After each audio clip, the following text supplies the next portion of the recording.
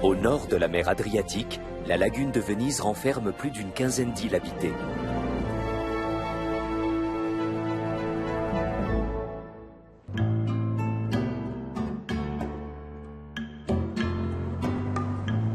Au fil de l'eau, la cité historique se révèle parfois tout à fait conforme aux cartes postales des magasins de souvenirs.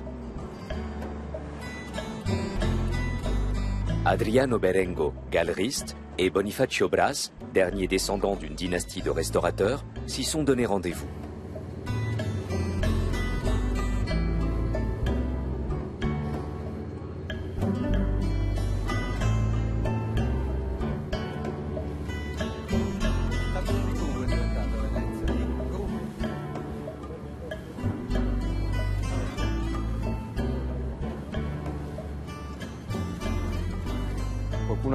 On me dit souvent que je suis plus un mange-nageur qu'un manager. C'est un jeu de mots qui désigne quelqu'un qui préfère manger plutôt que de faire des affaires. En fait, je suis un peu des deux. Disons qu'on m'a toujours habitué à déguster de bons petits plats. Le Harris Bar, le long du Grand Canal, est réputé pour ses cocktails. Les murs de ce lieu mythique ont vu défiler les plus grandes stars. Du jus de pêche, du prosecco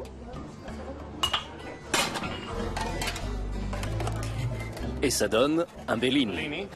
En 1931, Giuseppe Cipriani a fondé l'établissement. Mon grand-père rêvait d'ouvrir un bar avec son ami américain, Harry Pickering. C'est d'ailleurs pour ça qu'il l'a appelé le Harris Bar. Il ne s'agit pas d'un bar comme les autres. C'est un endroit chargé d'histoire. Les gens viennent ici parce qu'ils ont l'impression de tourner dans un film.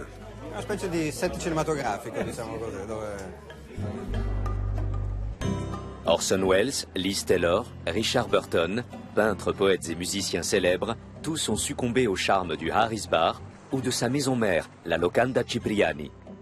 Situé sur l'île de Torcello, l'établissement est tenu par Bonifacio.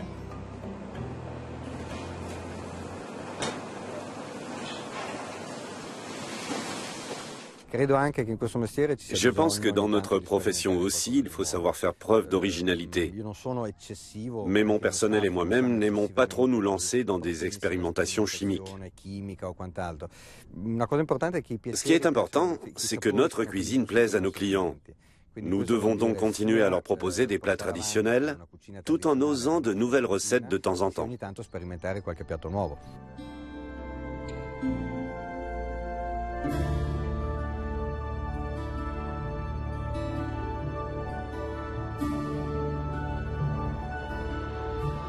Loin du tumulte de Venise, la Locanda Cipriani se situe à une petite heure de bateau du Grand Canal, sur l'île de Torcello, au nord de la lagune.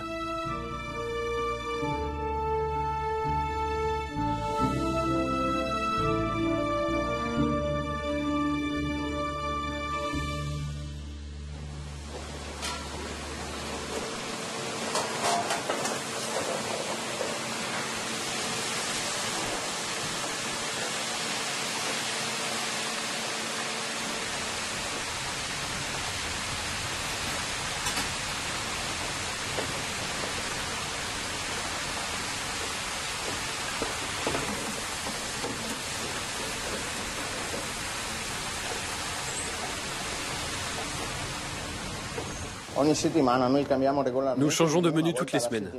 Régulièrement, nous essayons de nouvelles recettes, de préférence avec des produits de la région. En ce moment, c'est la saison des castraore, les petits artichauts de Torcello. Nous les achetons soit des agriculteurs de Torcello, qui les cultivent exclusivement pour nous, soit sur l'île Saint-Erasme, où ils sont également délicieux. Fils de Carla Cipriani et du sulfureux réalisateur Tinto Brass, Bonifacio dirige l'établissement avec sa compagne Sabrina. Leurs journées sont bien remplies.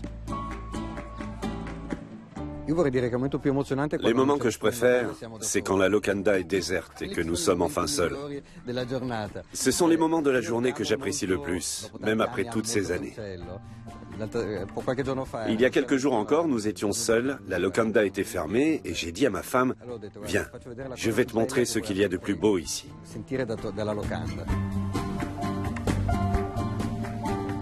La locanda mi piace da sempre. J'ai toujours aimé la locanda et je dois avouer que je suis ravie d'y passer désormais chacune de mes journées. Ed essere qui tutti i giorni per me è bellissimo.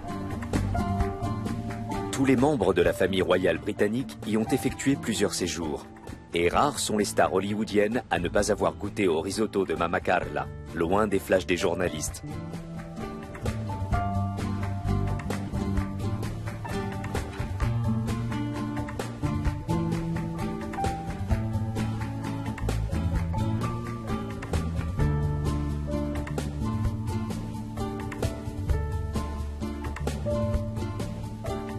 L'établissement est aussi le refuge des âmes solitaires. Dans les chambres où règne encore l'atmosphère des années 1930, l'esprit d'Ernest Hemingway, l'un de ses hôtes de la première heure, y flotte encore. Mon grand-père avait une conception avant-gardiste de l'hôtellerie. C'était un véritable visionnaire et surtout, il a fait preuve de beaucoup de courage pour l'époque. Il ne faut pas oublier que quand il a acheté cet établissement à Torcello dans les années 30, il n'y avait ni électricité ni eau courante, il n'y avait rien. C'était quand même osé d'ouvrir un restaurant à Torcello et d'y aménager des chambres dans de telles conditions. Il fallait voir loin pour faire ça. Il n'y a pas à dire. Mon grand-père était un vrai génie.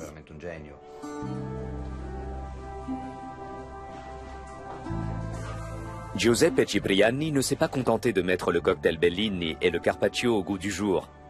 Il a surtout su créer une ambiance décontractée et familiale, chère à Ernest Hemingway.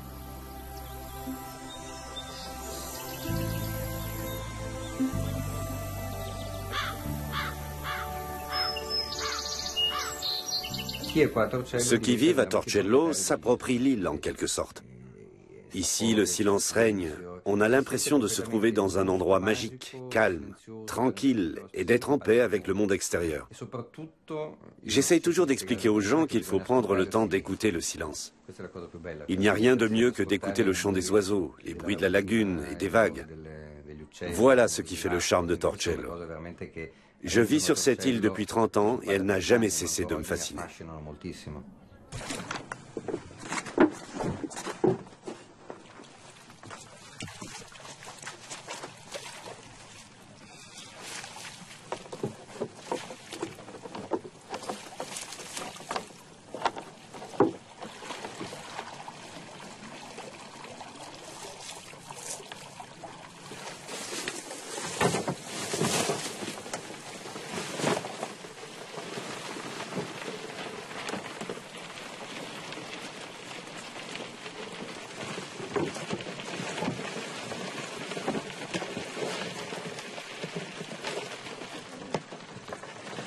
Sandro Rossi apprécie lui aussi le silence. À l'aube, il récolte dans sa nasse des moékés, des petits crabes que l'on ne trouve qu'ici, dans la lagune de Venise.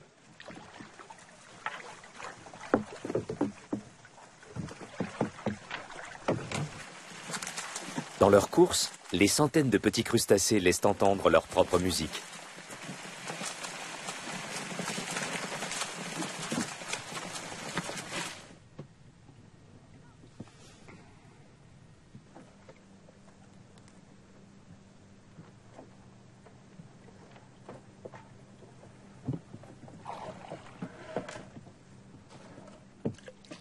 Sandro est originaire de l'île de Burano. Les filets qu'il relève quotidiennement appartiennent à sa famille depuis des générations.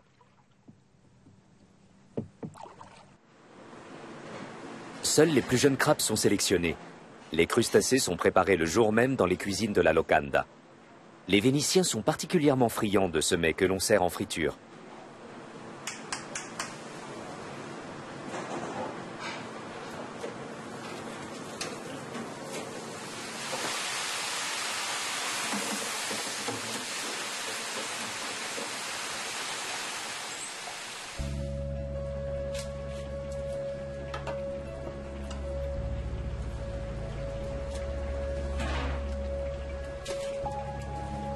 À quoi tient le succès des petits crabes?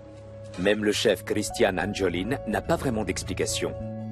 Certains disent les aimer pour leur saveur douceâtre.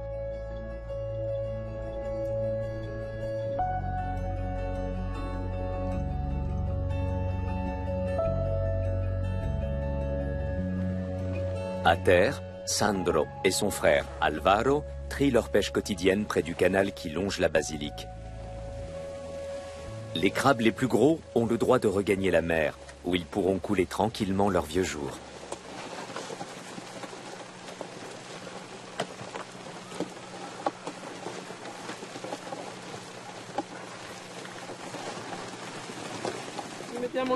On met les crabes dans des casiers. Et chaque jour, je retire les plus vieux parce que si je les laissais dedans, ils se dévoreraient entre eux. Du coup, on les répartit dans différents casiers. C'est comme la récolte des pommes. On cueille toujours les pommes les plus mûres avant de les mettre dans un cajou. Ce crabe-là, par exemple, nous intéresse plus que celui-là. Vous voyez? Celui-ci a déjà sa carapace dure, alors que l'autre pas encore.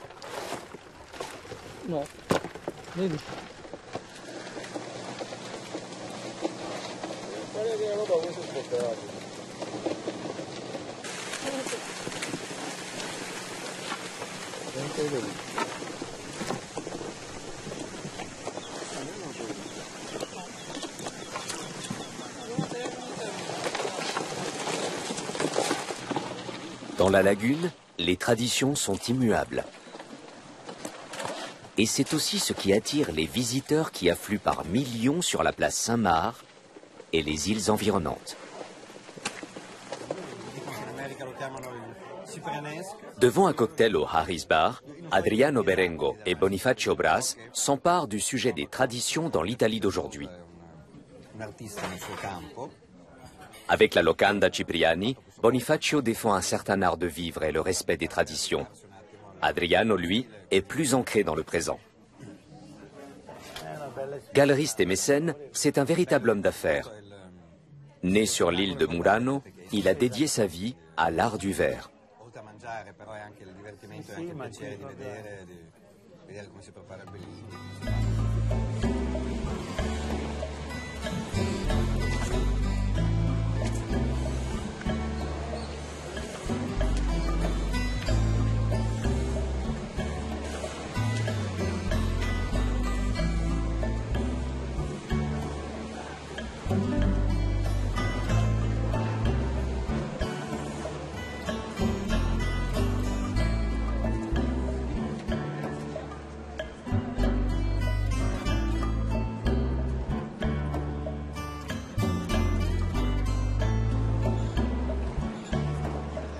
Bonjour, Monsieur Berengo. Bonjour, comment allez-vous? Bien, et vous? Comment ça s'est passé à New York?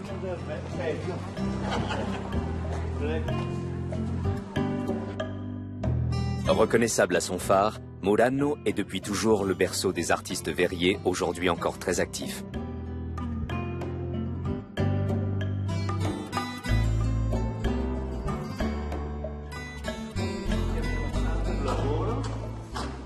Voyons un peu. Bien. C'est ici, dans cette ancienne fabrique de verre, qu'Adriano a choisi de monter sa prochaine exposition. Il y présentera une sélection d'œuvres conçues par des artistes renommés venus des 4 coins de la planète.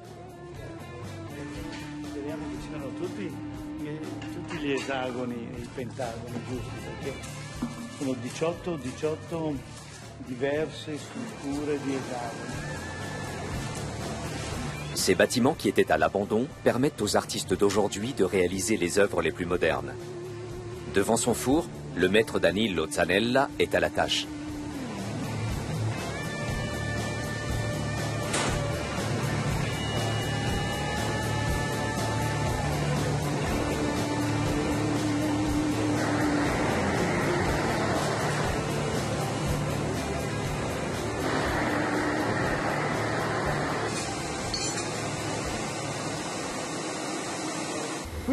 Ici, à Murano, chaque pièce est numérotée, alors que dans les usines, elles sont fabriquées en série. Soit vous voulez acquérir 1000, 2000 ou 3000 exemplaires auxquels vous accordez peu d'importance, soit vous voulez des modèles bien précis. Et dans ce cas, vous venez à Murano. Je pense que si Murano subsiste encore aujourd'hui, c'est surtout grâce à ses artisans verriers.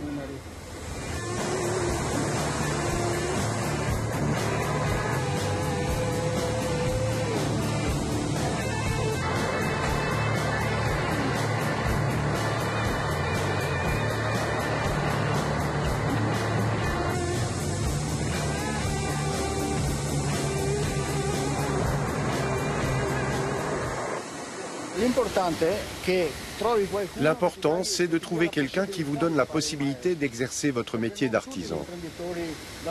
Tous les revendeurs ne vous donnent pas forcément cette chance.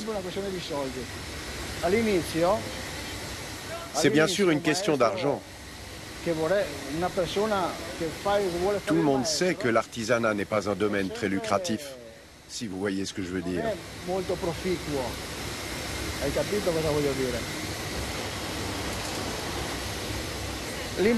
Un revendeur veut le produit tout de suite pour le vendre aussi vite que possible et gagner de l'argent.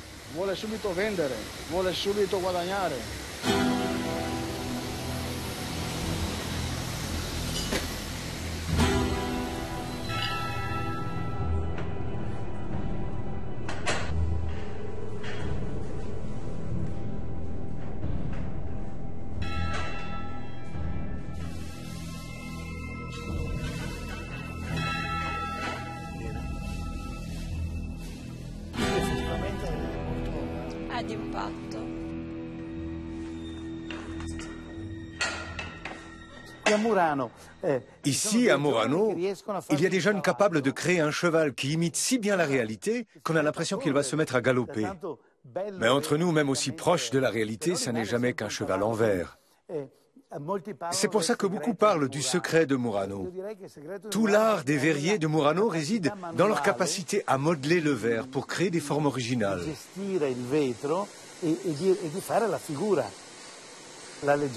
La légende continue d'exister grâce à l'habileté de ces artisans.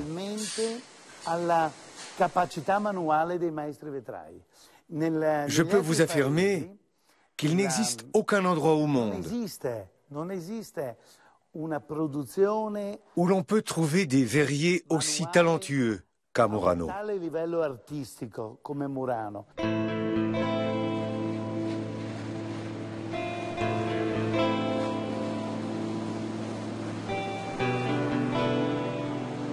Le phare de Murano est le symbole de l'île qui, depuis des siècles, a fait la renommée internationale de la verrerie vénitienne.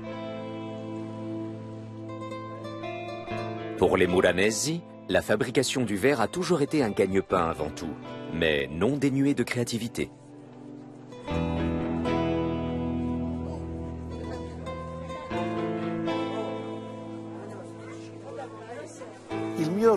Mon rôle consiste à jouer les médiateurs en cas de conflit.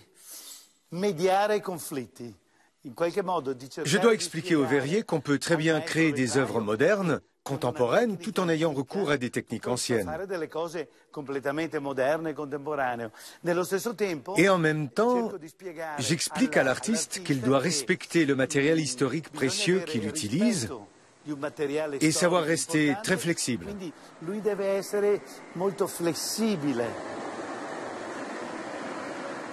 Ici, l'esprit d'équipe est une condition sine qua non. L'artiste Zoile Uli Nyaruru en sait quelque chose. Danilo a tout de suite compris ce que je voulais. Il m'a dit « Oh, ça c'est intéressant, c'est autre chose ». Alors on a fait des essais, mais comme je le dis toujours, notre langage est visuel. Et maître Danilo ne dit pas oui à tout.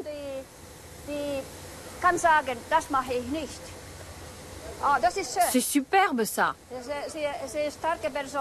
Il a du tempérament et moi aussi. On se dispute souvent.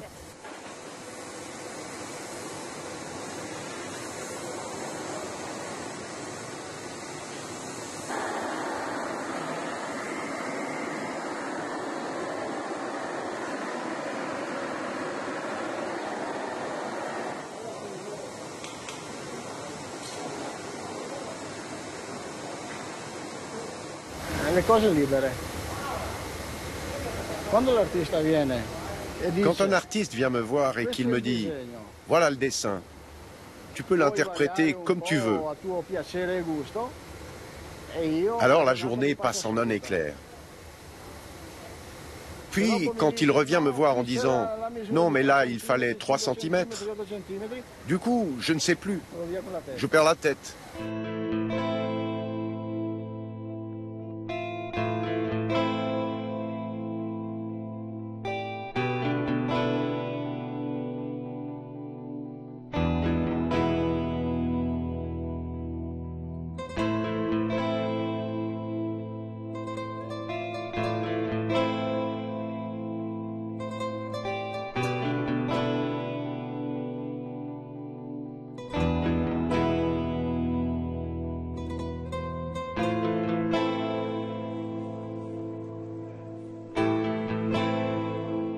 Mieux que toutes les autres, Murano a su marier son architecture de ville ouvrière avec ses édifices culturels soigneusement restaurés.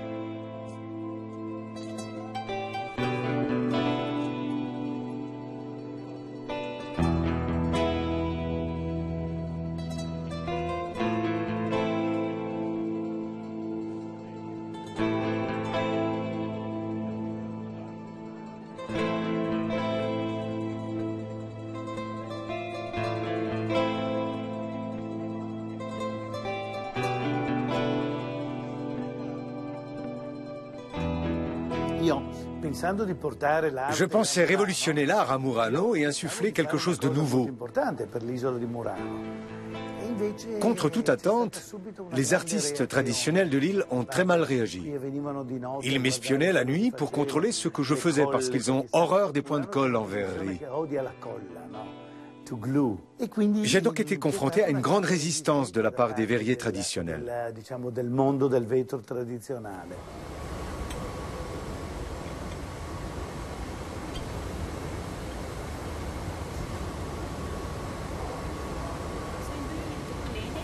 I think that's okay, yeah. So we have only to polish here Yeah. a little bit And here. and maybe Yeah. okay. Okay. Le studio Berengo compte parmi les plus prestigieux ateliers de verrerie au monde. Sure. Okay. Okay. L'artiste australienne Roslyn Piggott a traversé la planète pour faire réaliser ses œuvres à Murano.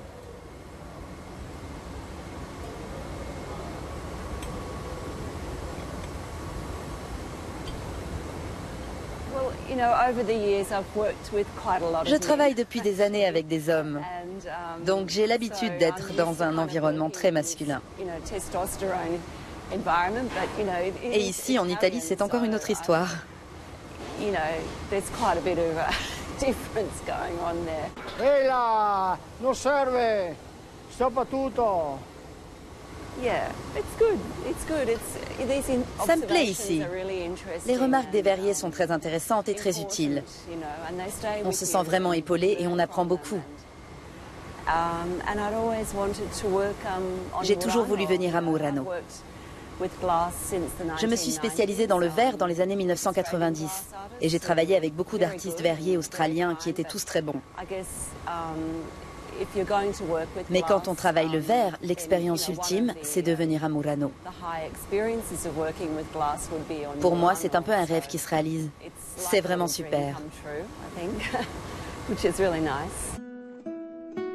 À quelques encablures de là, se trouve l'île de San Michele. Ici, il n'y a pas âme qui vive.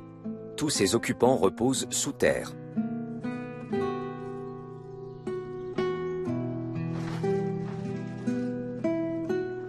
Venise s'est en effet offert toute une île pour cimetière.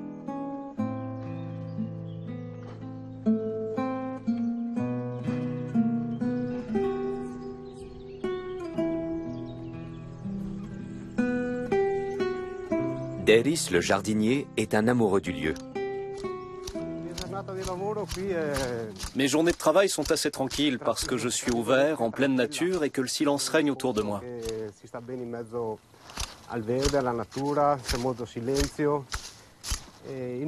Je suis jardinier, je taille les arbres. J'ai choisi ce métier parce que je trouve qu'il n'y a rien de mieux que de travailler au milieu de la nature.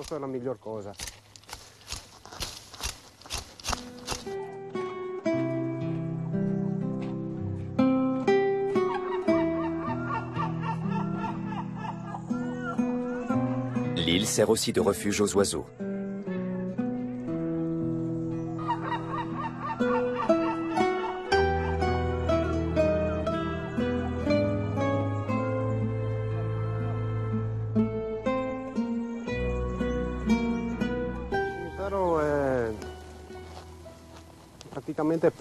Ce cimetière est un ancien monastère. Quand les moines l'ont quitté, le cimetière a été divisé en deux parties.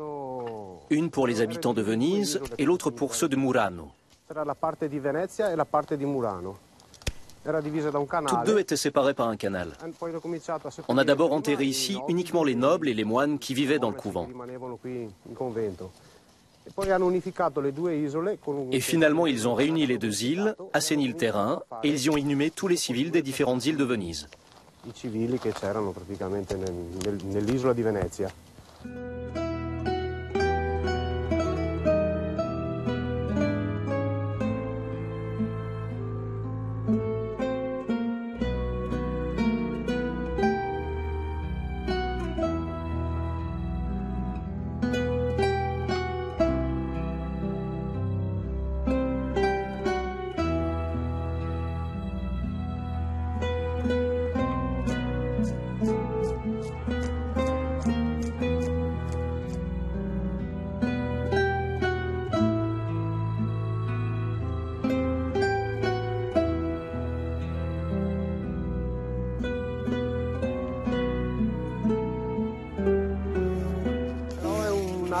Il s'agit d'un arbre séculaire.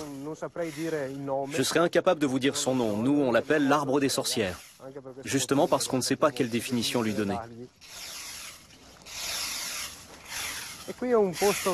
J'adore venir ici, surtout l'été, parce que cet arbre me procure de l'ombre. Je ne parle pas bien sûr de l'ombra, qui veut dire verre de vin en italien. Ici, on se sent bien parce qu'on est au frais, surtout l'été. Mais en automne, quand les feuilles commencent à tomber, ça nous fait plus de travail, parce qu'il faut tout ramasser.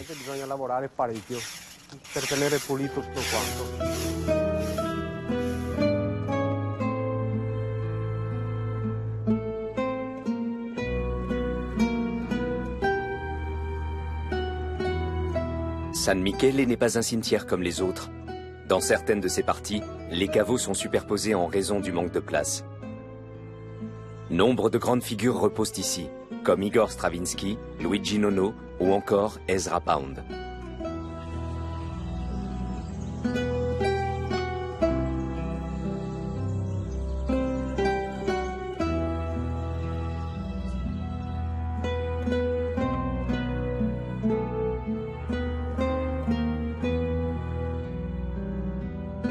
Il y a quelques années, une extension moderne du cimetière a été imaginée par l'architecte britannique David Chipperfield. Celle-ci a fait l'objet d'une vive polémique. Personnellement, cet édifice ne me plaît pas du tout. Cette partie du cimetière ne s'accorde pas du tout avec la partie plus ancienne. Elle est certes neuve et moderne, mais tous ceux qui viennent ici la trouvent affreuse.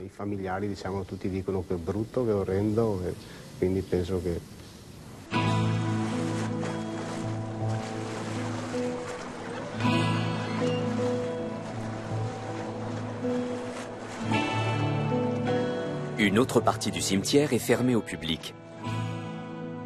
Elle réserve une étonnante surprise.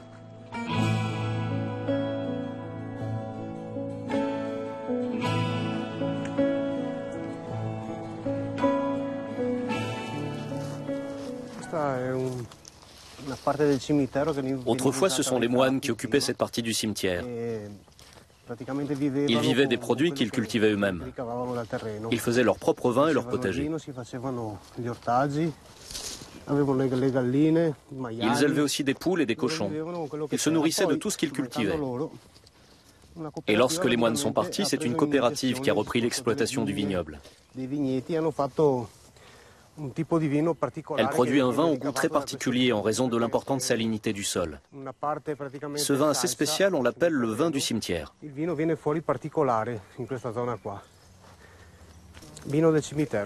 C'est une bonne idée de produire du vin dans un cimetière. Mais moi, je trouve qu'il a un drôle de goût.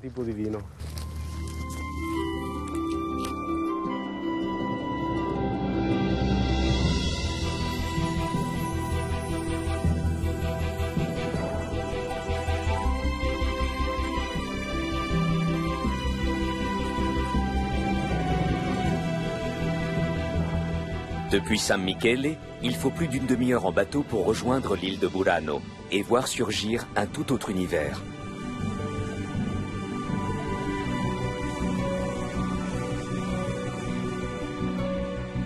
Dans un décor digne d'un studio de cinéma, les ruelles bordées de maisons multicolores accueillent chaque jour de nombreux visiteurs.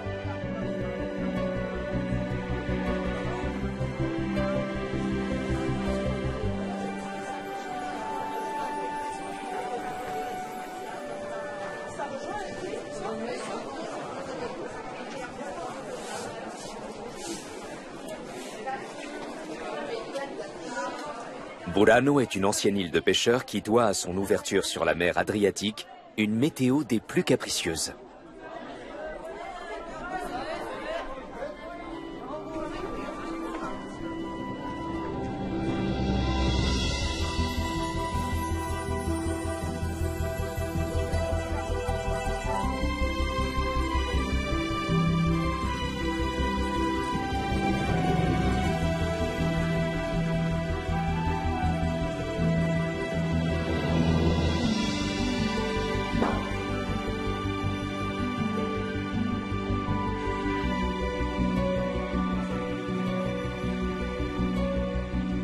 Aujourd'hui, seuls quelques pêcheurs comme Sandro et Alvaro Rossi vivent encore de leur activité. Pour continuer à faire vivre leur île, les habitants ont imaginé une stratégie pour le moins surprenante.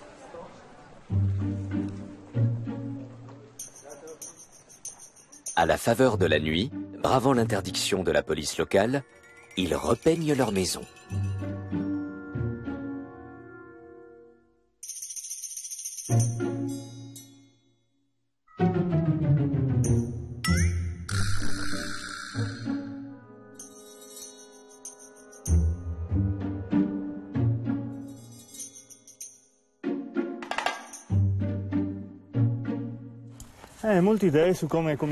Il y a plusieurs explications sur l'origine de cette coutume à Burano. Je ferais mieux de descendre. Je descends ou je continue là? Ok, je continue. L'explication la plus hilarante que j'ai entendue m'a été donnée par un guide.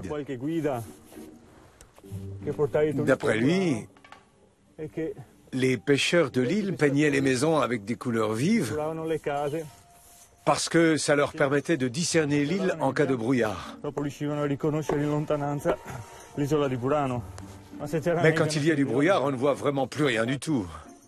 Quel blagueur ces guides!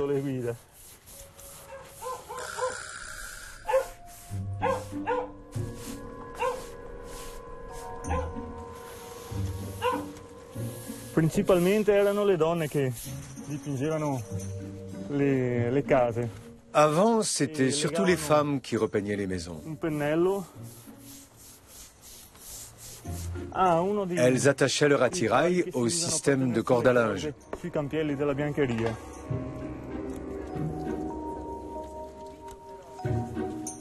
C'était totalement interdit.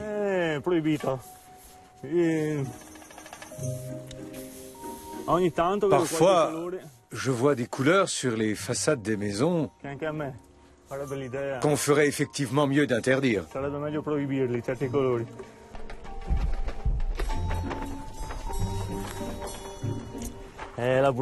Aujourd'hui, l'île de Burano compte beaucoup moins d'habitants qu'autrefois, et par conséquent beaucoup moins de jeunes et d'enfants.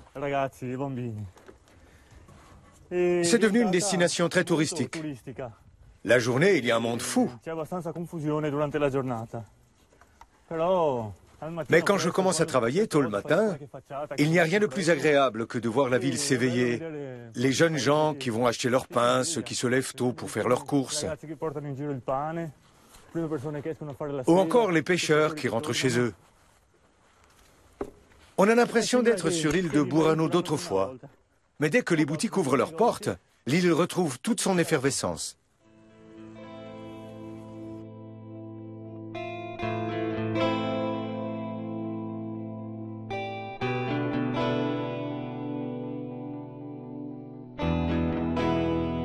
À la nuit tombée, le silence s'empare de la lagune. Sur Burano la multicolore, Murano la transparente, Torcello la paisible et Venise la sérénissime.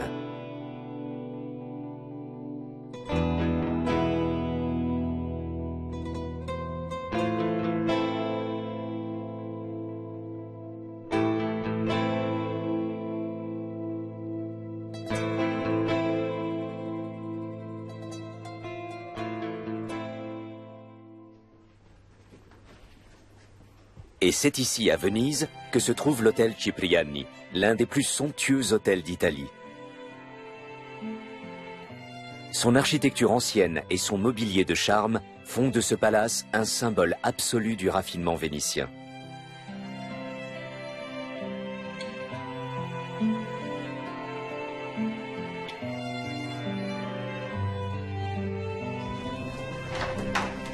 Lorenzo Rubelli perpétue lui aussi l'esprit romantique vénitien. Fabricant de tissus établi depuis plusieurs générations, la maison Rubelli habille les grandes demeures partout dans le monde. Nous sommes dans l'une des plus belles suites de l'hôtel Cipriani. Cet établissement est considéré comme le plus confortable de la ville, même s'il n'est ouvert qu'au printemps et en été. Ceci est un damas, inspiré d'un modèle du XVIe siècle. L'original a été emprunté au palais des Spinelli et réalisé bien sûr par la maison Rubelli. Nous avons également des rideaux et des draperies ornées de motifs. On ne les voit pas bien étant donné que c'est blanc sur blanc. Il s'agit ici d'un brocart inspiré d'un modèle nord-européen.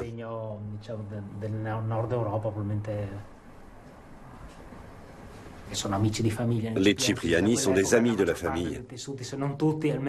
Et la grande majorité des tissus qui revêtent les murs, les meubles, les couvre-lits et les toiles de l'hôtel Cipriani ont été fournis par la maison Rubelli. L'hôtel jouit d'une vue exceptionnelle sur la place Saint-Marc.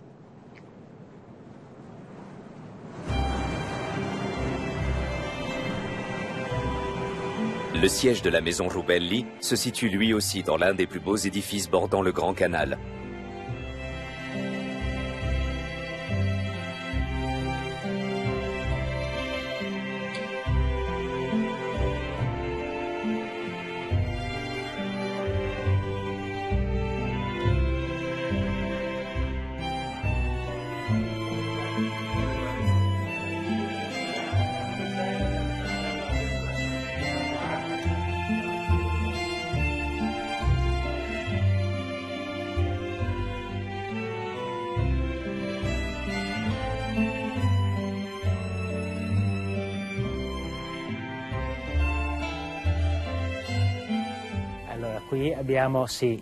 Ici, nous avons un portrait de famille entouré de deux chasubles datant du XVIIIe siècle. Et au milieu, quelques souvenirs de famille. Alors commençons par mon arrière-grand-père, Lorenzo Rubelli, mon homonyme. Il a d'ailleurs donné son nom à cette maison. En réalité, il avait acheté une société qui existait déjà au XVIIIe siècle sous un autre nom. Mon arrière-grand-père était diplomate, mais comme toute notre famille, c'était aussi un grand amateur de tissus. Déjà au XVIe et surtout au XVIIIe siècle, beaucoup de Rubelli travaillaient dans le textile, et Rubellus signifie rouge en latin. Le rouge, la couleur de Venise, est celle de sa maison la plus prestigieuse, l'Opéra de la Fenice, qui a entièrement brûlé en 1996. Ici aussi, les tissus sont signés Rubelli. Nous avons reproduit les tissus et la couleur de la loge royale. Celle-ci se distingue de tout le reste de l'opéra parce que ses velours de soie sont de couleur rubis, une couleur royale, impériale, à la différence du reste de l'intérieur qui est prédominé par le rose vénitien.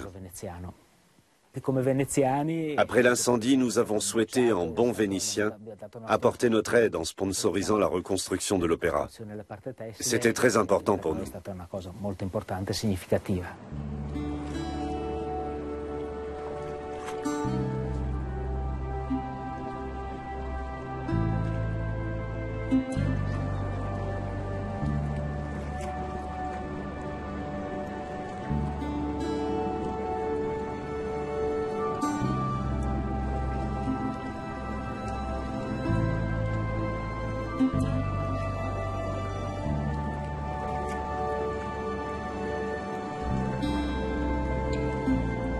Loin du faste de Venise, il est des coutumes simples et authentiques qui ne figurent dans aucun guide.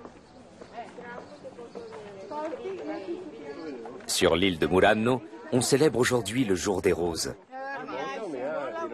Un rendez-vous qu'a dit Boscolo ne manque jamais.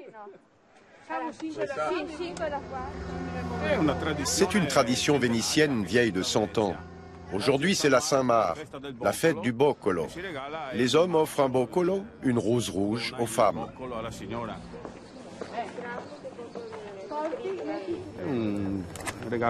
C'est un cadeau qui fait plaisir. Les femmes s'attendent à recevoir une rose à l'occasion de cette fête et nous nous efforçons de respecter ce rendez-vous annuel.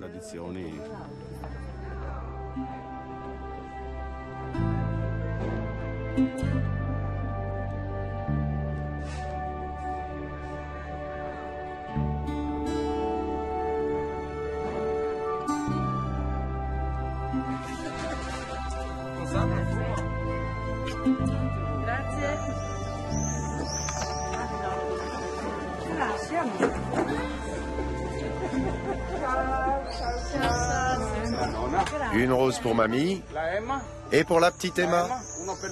Une rose pour Emma. Un bisou. Fais-moi un bisou.